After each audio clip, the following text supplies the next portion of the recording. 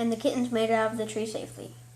For those of you just turning in, this is Thor Jenkins with AHWN Action News.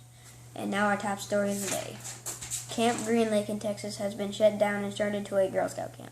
A woman named Miss Walker, a source close to the station, reports great-great-granddaughter of Trout Walker was looking for the treasure of Stanley Yeltnast I. Stanley Yeltnast I was robbed by Kissing Kate Barlow. Miss Barlow managed to get away with the treasure worth $2 million and buried it. Miss Walker, the warden of Camp Green Lake, told the kids that they were digging to build character, but they were really digging to help her find buried treasure. Two of the kids at Camp Green Lake, Stanley Yeltnast IV and Hector Zeroni, were digging and found the treasure. The boys were immediately caught by Miss Walker. Stanley's lawyer arrived on the scene with the local sheriff.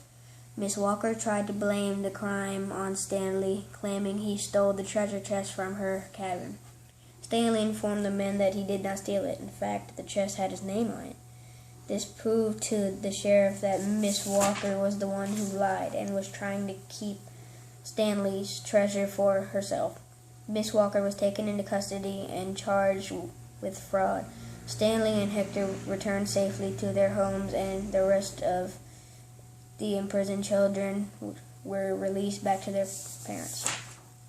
Stanley released the statement through his lawyer. Camp Green Lake was one of the worst nightmares of my young life. The months felt like years. Digging all those holes was a back-breaking work, and I had to sleep on a smelly, scratching, nasty cot. I am glad that the true criminal stopped and I was able to return to my family and put this whole ordeal behind me. Miss Walker remains behind bars. Her lawyer could not be reached to make a statement.